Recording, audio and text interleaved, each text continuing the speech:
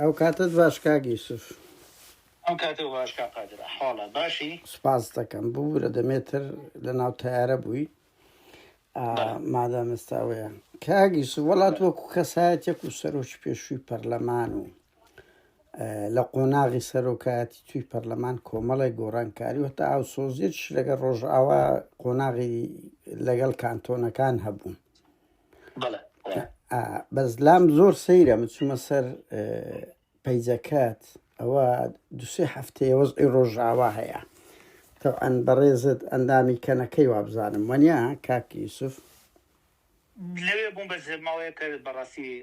هێنا بەشداری کۆبنەوەکارم نەکردووە. بەهەرحاڵ من هەردەم دیتانێتە لە پێشۆش بەس بەدەر لەوەی ئەندامی کەنەکەی یعنی سیر لام زۆر سیر بوو کاکی یوسف جەنابێت بە دێرەک یعنی بۆ خۆ دەزانانی ئەو ڕووداوانەی ڕۆژئاوا چەند گرنگان و وەکو مەسلەیەکی نیشتیمانی بەدەر هەر لە ڕخنەیەکمان هەبی جەنابەت یەک دێرم نەدی لەسەر ڕۆژئاوا نووسی بێدیان لە دیدارەکان من نەمدیت ناسانم ینی نەوبینی ناوەڵا ئەوەندەی چوومە سەر پەیجەکە هیچم نەدیتە وەڵا بەلامەوە سەیرە چوو بیتە سەر پەیجەکەی من نەوبینی بێجارێ هەر ئەو ڕۆژەی بەشار کەوتووە بەشارە سەر ئەوەم دیت کۆمنتەکی گشتی بوو بەڵێ باشە دواییش پێشانگایەکی تایبەت بە هین شارپرێس کردبوویانەوە فۆتۆی ئاوارەبوونی کوردانی ڕۆژاوا ڕۆشتوم بەشداریم لەوەش کردووە وە لە هەمان کاتیشە لەوێ شارپرێس چاوپێکەوتنێکیان لەگەڵ کردوم ئەوەشم داناوە لە پێیجەکەی خۆم کەڤەر میدیا چاوپێکەوتنێکیان لەگەڵ کردوم لەوێش پرسیاری ڕۆژاوایان لێ کردوم بەرەوەڵام داوەت و لە ڕاستیشە کاک قادر من لە موقعی ئەوە نیم بەرگری لاڵدەستی خۆم کەم سەبارەت بەم پرسانە من ینی هەر بەتەنیا خۆم نا هەمومان ئەوە بەڵام بەتایبەتیش باجی قسەکردن و ئیشکردنم لەسەر پرسە نیشتیمانی و نەتەوەیەکانیەوە یعنی ئەوە جەنابەت خۆت باست کرد و کاتی من لە سەرۆکاتی پەرلەمان بووم بڕیارێکمان لە پەرلەمانی کوردستان دەرکردووە بۆ پشتیوانی لە خەباتی گەلی کورد لە ڕۆژاوا لەژێر هەر ناونیشانێک بێتی تێجا ئەو کاتە کانتۆنەکان بوو دوایی بوو بە خۆ بەڕێوەبەری و ئەوانە ینی لە بڕیارەکەشە حکوومەتی هەرێمانی نظام کردووە کە پشتیوانی لەگەلی ڕۆژاوا بکە و یارمەتیان با و هاوکاریان بکە بەپێی توانە و پێویستی بە هەمان شێوە کە من لە سەرۆکایەتی پەرلەمان بووم بڕیارێکمان دەرکرد بۆ نردنی هێزی پێشمەرگە بۆ کۆبانی جا لەبەرەوە یعنی ئەوە ئێمە لە موقعەکانی هەر حەزیشەکەم بازم تازە و پرسیارە و کرد حەزەکەم ئەوەش باسکەم بۆ معلوماتی جەنابەت پێشەوەی پارتی ڕێ لە من بگرێ قۆنسڵی تورکیا لەبەر ئەو هەڵوێستانە گەڕابوو بەسەر هەموو قۆنسڵیات و ئەوانەیە وتبووی ئەم سەرۆکی پەرلەمانە پێویستە کات لا بگرێ یعنی پێت وایە ئەوە بەشێک لەو پیلانە بووە کە تەواو کەری بووە لە لادانت بەڵێ یعنی هەر بۆ معلوماتی تۆ خۆ سەرکەوت شەمس سەناسی توانی پێوە بکەی ئەوە کاتی خۆی وتارێکی لەسەرەوە نووسی لە یەکێک لە کەیبڵەکان کە لە سەفارەتی عێراقەوە بۆ هێن ڕۆشتووە سەفارەتی عێراقی ئەمریکا بۆ واشنگتن ڕۆشتووە ئاماژە بۆ دراوە کە قۆنسڵی تورکیا قۆنسڵیاتی دەوڵەتان لە هەولێر گەڕاوە بۆ مۆزوعە یعنی کاگی یوسف نازانم ماشەتەکانم نەدی دوو ینی وتار ینی پێم وایە ئەرچی هەمومانە وەکو شەخص وەکو ئەوە پژی لەو وەزعی ڕۆژئاوا بکەین وەگەر ڕەخنەیەک شەبوو پێویستە بکەین من نەمدیت نا یعنی تۆ دەڵێ لە ناو دیدار بەڵێ من وەکو عەرزم کردی زانی چۆنە من لە ئاستی عەمەلی پشتیوانیم کردووە ئیشم ئاخر ئێستاش گرنگە کاگی یوسف ئێستاش بۆ کاتێکیان ئەوە پێشانگایەک خۆ بەناوە نییە بۆ هەموو چالاکی بۆ هەموو کۆڕووکۆبوونەوەی بڕۆم بەڵام ئەوە کە چالاکیەک بۆ پشتیوانی ڕۆژاوا ڕۆشتوم یعنی لەوێ بەشداریم کردووە ڕۆشتم بۆ پێشانگاکە بەشداری لە دوای پێشانگاکەش چاوپێکەوتنێکم لەگەڵ کراوە لەوێش هەر باسی ئەو کێشانم کردووە لەو چاوپێکەوتنێک کە بەرمیدیا یعنی نازانم یعنی کاگی یوسف ڕات چییە لەسەر ینی حزبی ئۆپۆزیسیۆن حرەکاتی ئیسلامی لە کوردستان لە بواری میدیایی لە بواری جەماوەری هەست پێ ناکرێتن یعنی حزبی ئۆپۆزیسیۆن هەر هەمووی نا بە نمونە من ئەوەندە متابعەی NRT دەکەم یعنی هەواڵەکانیان هیچ لە شێوەی داڕشتنی خەبەرەکانیان لە قازانجی ئەوەندەی تورکیایان ئینتیهازیانەیە لە قازانجی پاڵپشتی معنەوی ڕۆژاوانیە میدیای پەیام و ئەوەی سپێدەی یەکگرت و کۆمەڵ یعنی پێدوایە حزبی ئۆپۆزیسیۆن و حزبی ئیسلامی کوردستانی دەبی مووقفیان چبی لەو چرکە ساتە کە بەڕێزش یعنی کەمێک لەو باگراوندە هەم ئۆپۆزیسیۆنی هەم باگراوندەکی ئیسلامی هەیە. من هیچ هینێک نییە زۆر ئەم قسەیە کرێ باگراوندی ئیسلامیم یان نیمە کۆن یەکگرتوو بووی بەڵێ نانا نۆرمالە بەڵێ ئەوە شتێکی زۆر زۆر ئاساییە وایە هینە ڕسمی ئەم وڵاتە بووە کۆ یەکگرت و کوڕی ئەو میلەتەن کاگی سوکۆ عیب نییە بەس قەزم لەسەر باگراوندی باشە بەس من کەسێکی ئیسلامی نیم ینی تر ئەمە بەڵام هیچ کێشەم نییە ینی هەر کەسێک وە ئەم قسانەکات هیچ کێشێک نییە چیمە بەچیمانەزان ئەوە بەس هەڵوێستەکانمان ئێمە دیارە و ناقەشم نییە بەڕاستی من لە ڕاستیە هەڵوێستی خۆم ڕۆن و ئاشکرا و دیارە ئەوەشی پەیوەندیدارە بە لایەنەکانی تر ڕاستی من متابعەی ئەعلامی لایەنەکانی ترم نەکردووە نە NRT نە هیچ لایەنێکی تری ئیسلامی و غەیرە ئیسلامی بەڵام لە هەموو ئەمانەیە من پێم وایە ئێستا باشترین کاتە بۆ ئەوەی کۆنگرەیەکی نیشتیمانی و نەتەوەی ئەنجام بدرێ هەڵوێستی نیشتیمانی هەموو ئەگەر هەمووشی نەبێ زۆرینەی زۆری هێزە سیاسیەکانی سەر ئاستی کوردستانێک بخرێ سەبارەت بە پرسەکانی پەیوەندیدار بە هەرێمی کوردستان و ڕۆژاواش و بە هەمووانەوە هەوڵ بدەن کە ڕۆژاوا لەو مەترسیانەی کە لەسەرەتی هێم کرێت یعنی پشتیوانی بکرێ و لە هەمان کاتیشە هەوڵیەوە بدرێ پشتیوانی ڕۆژاوا بکرێ لەوەی بە دەستێوەردانی نێودەوڵەتی بێت بەڕێککەوتن بێت لەگەڵ ئەو دەسەڵاتی کە تا ئێستا کەس نازانێ چ جۆرە دەسەڵاتێکە بێت مافەکانی پارێزراو بێ و ئەو هەڕەشانەی لەسەریانە کەم بکرێتەوە ئەمە پێویستە کات ئەنجام بدرێ و پێویستە کات بە شێوەیەکی حەکیمانە مامەڵە لەگەڵ ئەو دۆخە بکرێت و هەمووان پشتیوان بێنەوە پێم وایە یعنی ئەمەی کە ئێستا باسی یەکەم 2014 کە سەردانی کاک مەسعودم کردووە ئەو داواکاریەم لێ کردووە کە کۆنگرەیەکی نیشتیمانی بکرێ لەسەر ئەو بابەتانەوە استراتیژێکی نیشتیمانی دیاری بکرێ چۆنێتی ڕوبەڕووبوونەوەی ئەوانە و ئەگەر ئەو کاتە ئەوە بکرایە لە ڕاستیە ئەوە ئەو کاتە نە ئەفرینە کەوت و بامان شێوە خەباتی هەرێمی کوردستان و خەباتی ڕۆژاوا یەکتری تەواو کرد بەدڵنیاییەوە ئێستا ئێمە لەسەر بەحرە ئەگەر وامان بکردا ئێستش نەچۆ بچێ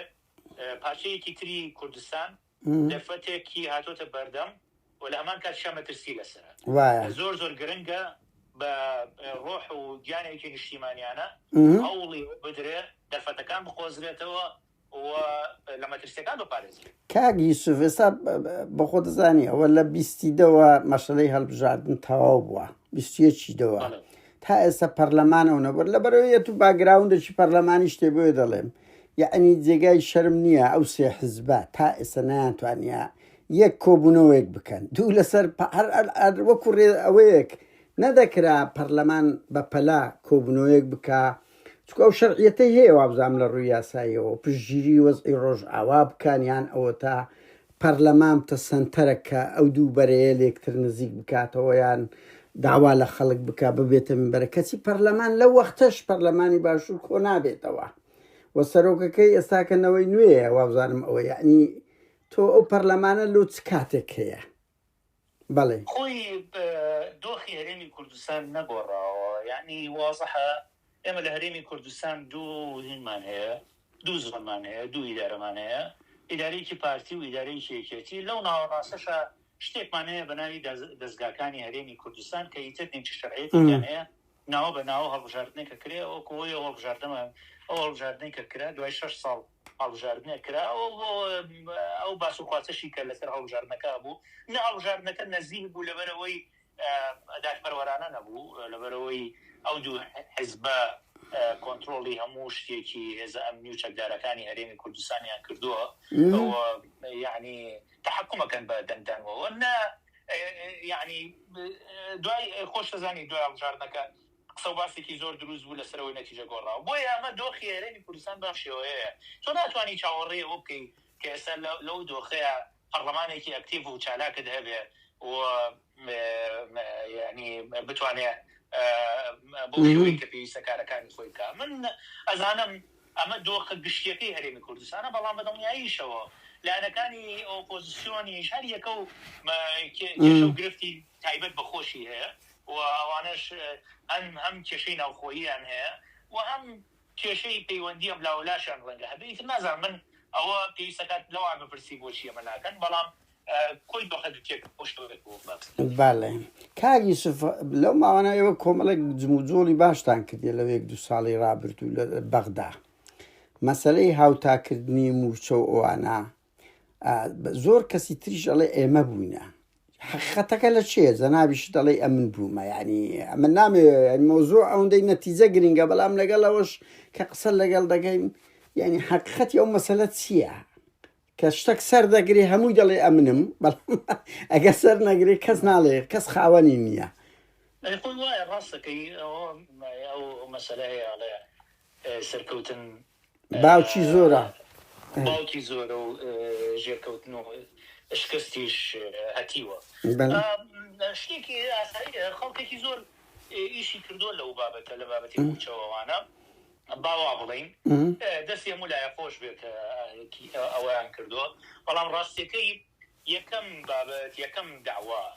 لەسەر پرسی موچە لە دەرگای باڵای فدرالی بردیەوە یعنی توانی سەرکەوتن بەدەست بێنێ و توانی قەناعەتی بە محکمەی بە دادگای باڵای فدرالی کە دەبەردن و موچە و داوایە بوو کە ئێمە بۆ مەسەلەی خانەنشینان بەرزمان کردەوە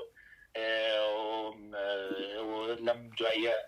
جێبەجێش کرا لە هەرێمی کوردستان و یعنی پێشووتر داوا کرابوون چەند داوایە کرابوون و داوانە لە ڕاستیە سەرکەوتوو نەبوون من ناچمە تەفاسیلەوەی کە بۆچی سەرکەوتوو نەبوون و خەڵکێکیشان یعنی لەسا لە هێز و لایانی سیاسی وا هەیە نزیکی 8 داوای بردوتە بەردەم دادگای باڵای فدرالی تا ئێستا تەنها یەکدوانێکی بردوتەوە یەکیانەوە بووە کە لەگەڵ ئێمە کردویانە کە تاتی خۆی لە مەسەلەی پەرلەمانە یعنی ئەوەی تەمدیدی پەرلەمان بۆیە هەر کەسێک هەوڵێکی یاوە لەوە لە ئەنجومەنی نێرانی عێراق هەوڵیاوە لە دەرەوەی ئەنجومەنی نێرانی عێراق لەناو هێزە سیاسیەکان هەوڵیداوە بۆ پشتیوانیکردنی مەسەلەی بنەجێکردنی موچەی موچەخۆرانی هەرێم لە دەرگای باڵای فدرالی سکاڵای تۆمار کردو دەستی هەمویان خۆش بێت هەمویان بەشدارن ئێمەش بەشدار بووین ڕاستیەکەی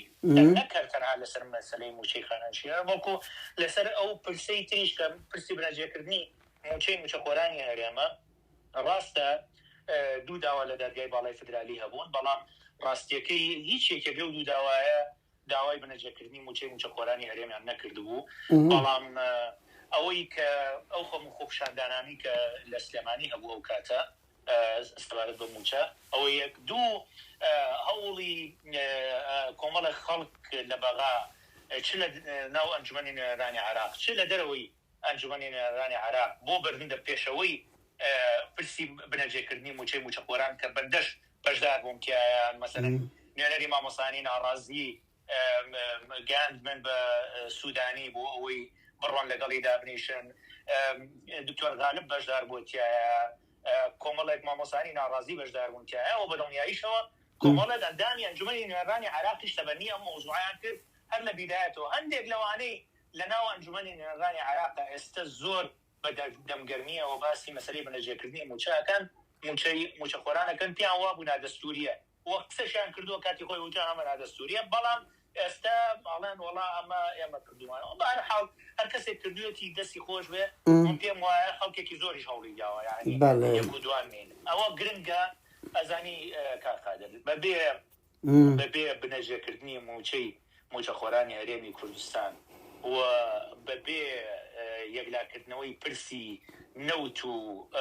ناردنی نەوتی هەرێم لە ڕێگەی بەغدا و ینی ناردنەوەی داهاتە ناوخۆییەکان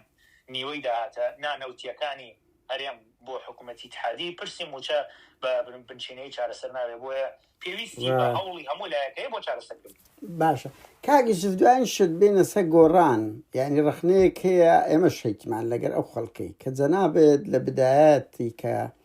گۆڕان بەرەو بنەماڵە بوون ڕۆیی جەنابێت لەو دەنگە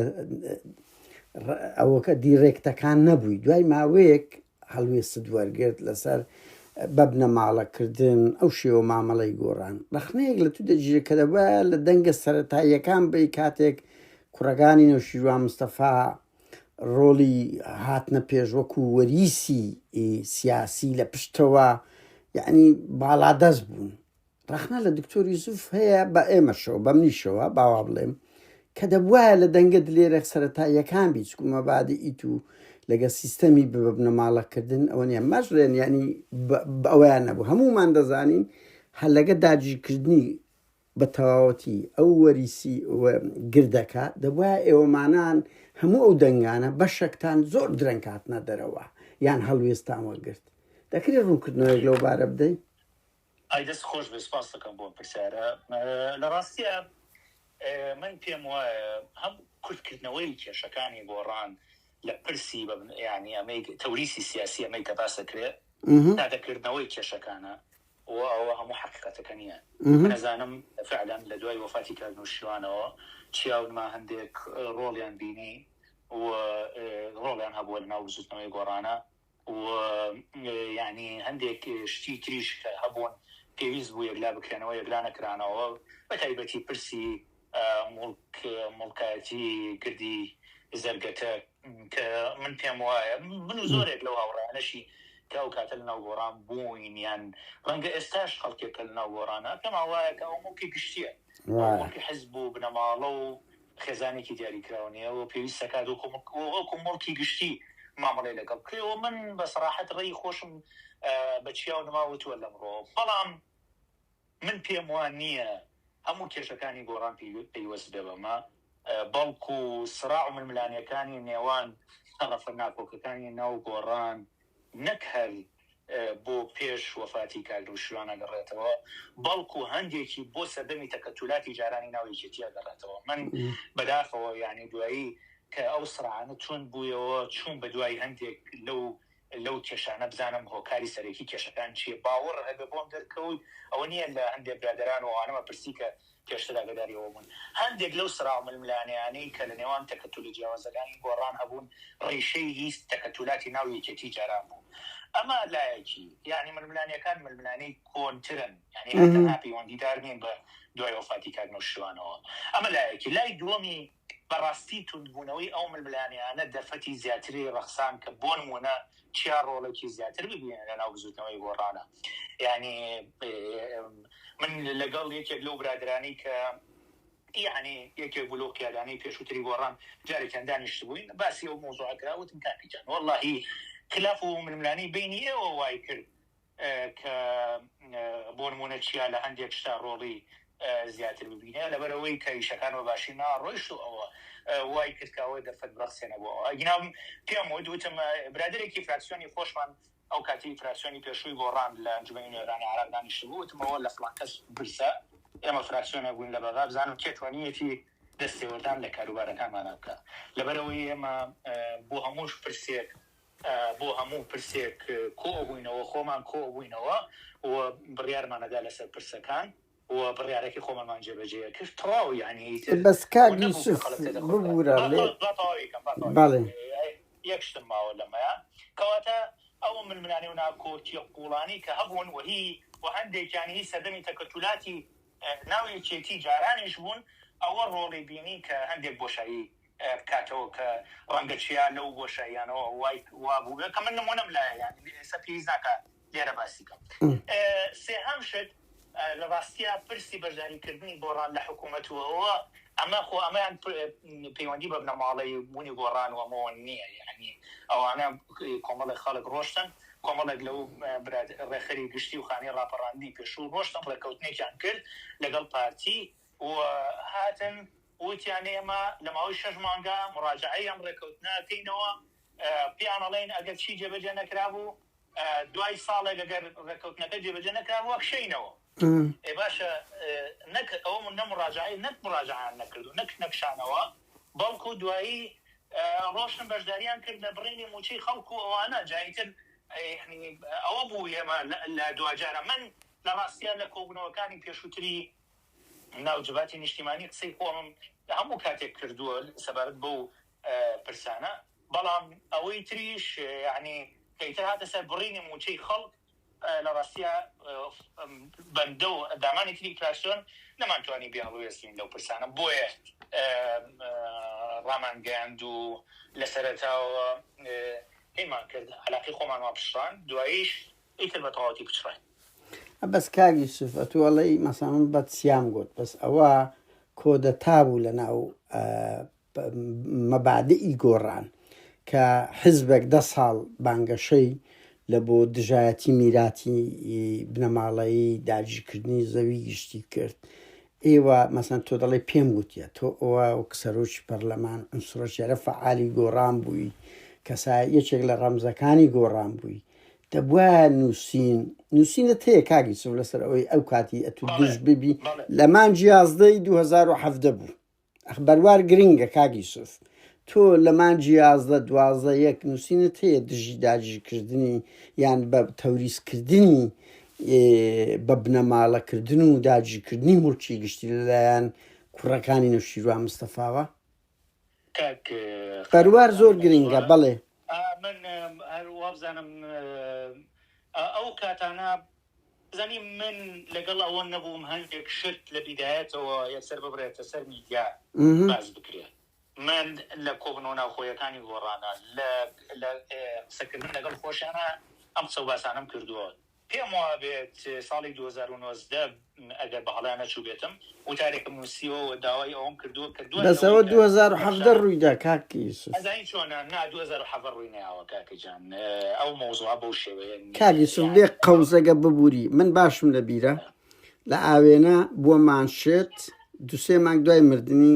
کاک نەوشیروان مستەفا بوو لە مانجی 11 بوو من دقیقم لەوەی بەهەرحاڵ لە 2017 مرد دوای ماوەیەکی زۆر کەم یەکسەر بووە مانشێتی ئاوێنە هەتا کاک عەبدوڕەزاق شەریف وتەیەکی دەڵێ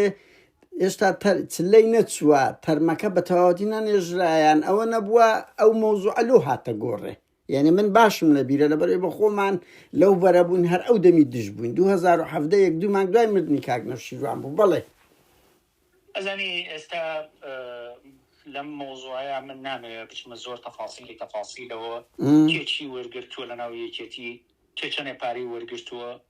کاک نەوشیروان چەندی وەرگرتووە کامە تەفاسیلی هەیە نانا بەس ئەوە مەبدەئەکی گۆڕان بوو کاکی ئەوە فەرقە مەبدەئێکی گۆڕانە بەڵێ وایە ڕاستە من ئێستاش پێم وایە ئەو گردە نەمڵکی گۆڕانە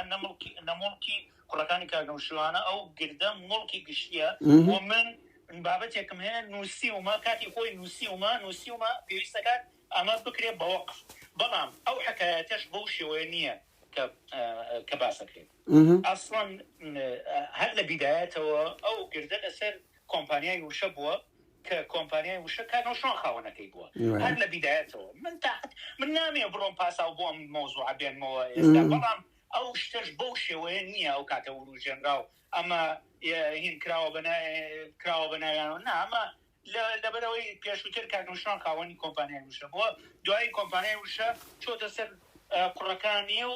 ئەوە ئاوا بووە یعنی مەوزوعەکە پەیوەندی بۆەوەیە کە منیش پێم وایە لە کاتی یعنی ئەو کاتێکی گونجاو نەبووە بۆ ئەوەی کە ئەو پرۆسەیە ببێ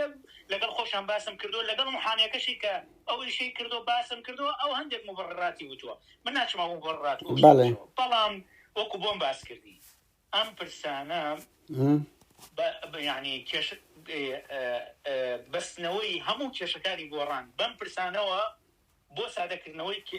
مەوزوعەکەیە و بۆ خۆجزینەوەی لە بەرپرسیارەتی من نەزانم ئەمە ئەم کێشەیە هەیە ئەم کێشەیە وجودی هەیە بەڵام من یەک پرسیار بتووەکەم بەڵێ سەرۆکی حزبی تریش هەیە ئێستا هەر لەم سلێمانیە و ئۆپۆزیسیۆنیشە بەڵێ چەند هەزار مەتر زەوی بەناوی کۆمپانیەکانی بەس کاگی سوڤەزانی چییە دەکرێت لە سەویش قسە بکرێت ئێمە ئێستا قسەمان لەسەر گۆڕانە ئەوە نابی شەرعێلی دەین یعنی هەمان نموزەجە دەبوو بەڵام من پێم وا بوو ئەم موضوعە ئەبێ لەناو خۆی بۆڕانە قسەی لەسەر بکرێ نەک ئەوەی یعنی خۆی ململانەیەک هەبوو لەناو بۆڕانە ئەمە کرا بە بابەتی ئەمەژی کرا بەیەکەی ناکە بەس یعنی لۆ گەنجێک دەنگدەرێک خەڵکێکی ئێمە چاودێر یعنی شۆک داگیرتی کە درێژەی پێدرا گە لە قۆناغی کۆنش بە ناوینەوە شیروان بوو ئاسایی بوو مەسەن هەتا حەدەک ڕێخەر بوو ئەوە بوو بەڵام دوو کوڕەکانی چ مەوقعیان هەبوو ئەو دەمی زۆر شوکە تەفاصیل ئەم مۆزوعە بە من باسی هەندێک گفتوگۆی خۆم لەگەڵ کاکنۆشتان کە کاتی خۆی من ئەم مۆزوعەم لەگەڵ کاکنۆشتان خۆی باس کردووە یعنی ئەوە نییە ئەمەوانان من نەم یعنی هەر دوایین پرسیار بوو کاک یوسف نامەوێت ئەین چکۆ وەزعی ڕۆژاوام لا گرنگترە لە زەمەنی ئێستا بەڵێ کرد بە ئەوە بۆ باسکەم کاکنۆشتان من یەک دوو جار ئەم مۆزوعەم لەگەڵ کاکنۆشتان باس کردووە کاکنۆ شیروان ئاوا باسی کرد وتی هەستمان کرد هەندێک لە زەویە گرنگەکانی سلێمانی یان گرنگەکانی سلێمانی ئەندامانی مەکتەبی سیاسی تەماعی تێکەن و لەبەر ئەمە هاتین کردمان بەناوی ئیدارەی گشتیەوە بۆی دەستکارین بەڵێ وتی بەڵام دوایی سەیرەکەین پاش ماوەیەک لەمەش لە فورە دەورانێکی لەگەڵا لێدەن بە ناوی ئیستثمارکردنەوە یەکدوانێکیان ڕۆن لەگەڵ ئەم دەوڵەمەند و ئەو دەوڵەمەند ڕێکەکەون ئەیکەن بە پرۆژەی ئیستثماری وەکو پرۆژەیەکی وەک فعلا لەسەر یەکێک لە گردەکانی سلێمانی کراوە بەڵێ وتی کە من وازم هێنا ئەوانە وتی لەو کاتەیە ئەم گردەش کرابوو فڵان کەس لە ناو یەکێتی باسی کرد وتی تەماعی تێ کردووە و قەناعەتی بە هەندێک لەو برادرانەش کردبوو کە خانووی تیا دروستم بۆ ئەندامانی مەکتەبی سیاسی ئەوانە ووتی بۆیە من داوایم گردەم کرد لە مامجلال بۆ ئەوەی ئەمەش نەکرێت بەشتی تایبەت و ئەوانە بەڵکو ئەمە ئاوا بمێنێتەوە و کاکنۆشتان باسی ئەوەی کرد وتی ئەمە وەکو ئەمانەتێک وایە لە لامان هەر کاتێک زانیمان لە دەستی دەوڵەتە پارێزراوە ئەوە پێویستەکانی دەوڵەتە یعنی ئەبێ تەسلیمی دەوڵەت بکرێتەوە ئەمە یعنی پێ دوایە کاکنۆشیروان وەسیەتە چوایی هەیە کاک یوسف من نازانم بەڕاستی وەسیەتی نووسراوی هەبێ یامەنیەت ئەو بەرپرسیە کەمە لەو مۆزوعی دەبی ئینسانێکی مێژوونووسی شا بەڵێ ئەو ئاوا بیری لەو مۆزوعە کردەوە بۆیە مەسەرەن خەڵک هەبووە هات داوای ئەوەی لێ کرد کە مەسەرەن نادی ئینە کافتریا و نادیکی کۆمەڵایەتی تا دروستکە ڕازی نەبوو و نەیهێشتووە یەک پرۆژەی تا جێبەجێ کرێەوە جگە لەوەی کە ئەو شانەی گۆڕانی تاکراوە پێم وایە ئێستش ئەو مۆزوعە بەوە چارەسەرە بێت کە ئەو گردە بکرێت بە وەقف ئەو دامەزراوانەی تا دروست کرێت کە پەیوەندیدارن بە دامەزراوەی کولتوری کاتی خۆی تاکنۆشتان ویستوێتی کاری تا بکات ئەکینا یعنی بەوە معالەجە بێت من وای تێک بەڵێ کاگیش زۆر سپاست دەکەم بۆ وەڵامەکان زۆر سپاس بۆ وەڵام و ئەو دیدارە کاتە چ خۆش